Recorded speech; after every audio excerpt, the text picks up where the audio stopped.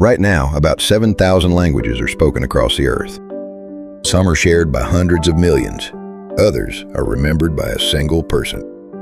And most of them look like total strangers, sharing not a single word. Yet a newborn can master any one of them perfectly. To grown adults, though, even the language next door is an unscalable wall. And behind all those walls hides today's astonishing secret. People have wondered about this for a very long time. Why are there so many, and are these thousands of tongues truly unrelated? The first clue came from an unexpected place. In 1786, at a society in Calcutta, an English judge rose to his feet, and the single sentence he spoke would change how we see language forever.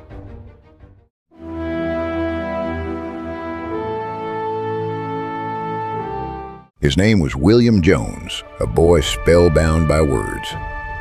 He grew into a prodigy who commanded some 28 languages, Persian and Arabic among them. In Calcutta, he served as a judge while digging deep into the old texts to the east. Then he encountered Sanskrit, the ancient language of India, and it resembled far-off Greek and Latin so closely it raised the hair on his neck. Two worlds 8,000 kilometers apart were ringing with the same sound. Father was Pita in Sanskrit and Pater in Latin. Mother was Mata and Matter. The number 3 was Treas and Trace, lining up side by side. And it was not only the words that matched. The way verbs changed in the very frame of a sentence, all three shared one blueprint. So before his audience, Jones made a bold declaration. The three languages must have sprung from one common source, now lost. It seems obvious now, but back then it was a shock. People believed every tongue had scattered from one language in the Bible. To say languages had a genealogy struck that belief head on. Jones's idea was something else entirely. Like people, languages had parents, children, and siblings. They were born, they grew, and they died. Languages change little by little across generations. Sounds wear down and words drift until, in a few centuries, an ancestor could not understand their own descendants. This is not a guess. You already know one language splitting apart. The Latin greeting for a good day became bonjour in France, buongiorno in Italy, and buenos dias in Spain. One root, its sound grown differently in each place. This was exactly what Jones had seen. Only the splitting was far older and far deeper than Latin's. But here a fair objection arises. How can a little resemblance ever prove that two languages are relatives? In truth, similar words are a trap. Persian bad and English bad both mean bad, yet the match is pure coincidence with no kinship at all. Words borrowed from a neighbor are another trap. So a few look-alike words can never, on their own, prove kinship. So the next generation of scholars went after firmer proof. The Dane Rask and the German Grimm lined up hundreds of words and matched the sounds one by one. At last they found something decisive. The sounds had shifted in regular patterns. A Latin P turned, without fail, into an F. In the Germanic branch, pater became father, and piscis became fish. And it was not just one pair. A K became an H, so cornu turned into horn. A T became th, so tray turned into three. The change held so reliably that people named it Grimm's Law. It was a law of language, as exceptionless as a law of physics. This was the decisive point. Chance could never be this orderly, so now it was rule, not resemblance, that proved a bloodline. The method grew almost frightening. From pure logic, a scholar predicted a sound that survived in no living language. Decades later, a 3,000-year-old tongue dug from the earth revealed exactly that sound.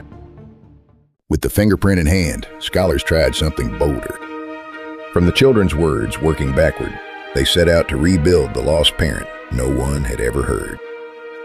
They called this language Proto-Indo-European.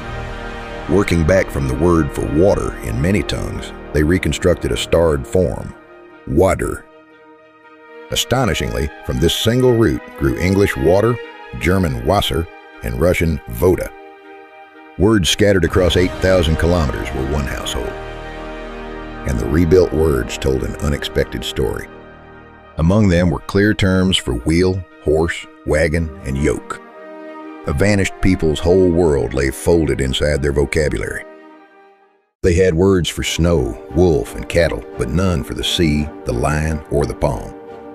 So scholars placed them not in the warm south, but on a cold grassland. With the clue of the wheel, they narrowed the homeland to the steppe north of the Black Sea 5,000 years ago. The words even revealed their hearts. They worshipped the bright sky as a father god, and from that name grew Greek Zeus and Roman Jupiter. A prayer to the sky from a steppe 5,000 years ago still lives in our mouths. What you are hearing now is a language no one has spoken for 6,000 years. It is a single sentence of Proto-Indo-European, rebuilt from living clues alone. The one who gathered all this into a single picture was Schleicher. He drew languages branching from one trunk, a family tree. Suddenly, the tangled kinship of languages snapped into view. It was the very age when Darwin was drawing the evolution of life as a tree. With the idea that languages branch and evolve like living things, linguistics became a real science. Schleicher went one step further. He even wrote a short fable in the rebuilt ancestry, giving a dead language a voice again. Now languages had a genealogy of their own. Tongues that had seemed like strangers took their places as ancestors, children, and siblings along the branches. A natural question follows. If Indo-European is one such family, how many families exist in the world? For 2 centuries afterwards, scholars combed through every language on Earth. Mountain villages, remote islands, desert tongues, each was compared and hung on its right branch. Along the way, a few enormous families emerged. A small number Indo-European, Sino-Tibetan, Niger-Congo held most of humanity. Indo-European alone is spoken by over 3 billion people. At the other end, tiny families are beyond counting. Papua New Guinea alone holds over 800 languages. The world is dense with tongues. And today the answer stands before us. More than 8,600 languages sort into just 246 families. So we can answer the question we began with. The ancestors of 7,000 languages were not 7, but exactly 246. Yet this vast family tree has a very strange spot. There are languages that hang on no branch at all, floating alone. We call these isolates. Search as you might, no siblings turn up, and there are around 130 of them. In the heart of Europe, in the Pyrenees, sits Basque. All around it is Indo-European, yet this one language links to no family at all. Sumerian, the language of the first civilization, is an isolate too. It was the first tongue ever written down, yet not one relative can be found. And Korean belongs here as well. For 2 centuries, scholars have argued whether it is kin to Japanese, with no verdict. Korean is the most widely spoken isolate on Earth. Korean is not the only one. Ainu in northern Japan and Burushaski in the Himalayas belong to no family either. Their relatives most likely died out long ago. These loners are among the greatest mysteries left in the history of language. The story of who they really are waits further along this journey.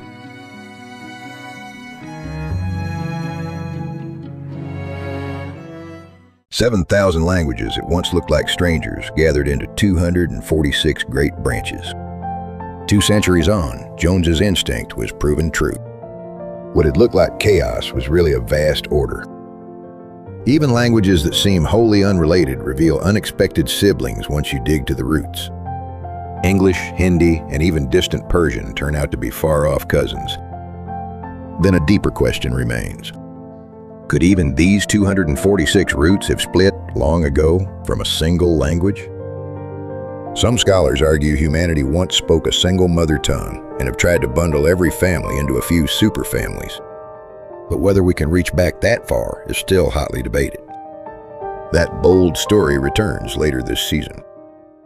A map for exploring this great tree is waiting at LANGRA. Open the catalog and all 246 families spread across one screen, tracing how 8,000 languages connect on the tree. And you may wonder what letters carried these languages onto the page. That story continues in the playlist of our sister channel, Scripta.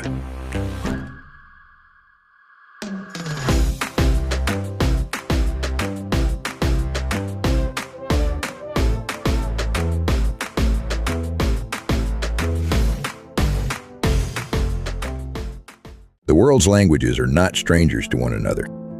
They only branched and scattered over time, and their roots lead back to one great family tree. So even in a foreign tongue, we are hearing the voice of a distant relative. We now begin the journey of finding where your own language stands on that tree. On every branch hangs a story you have not heard yet. If this video meant something to you, please subscribe and like.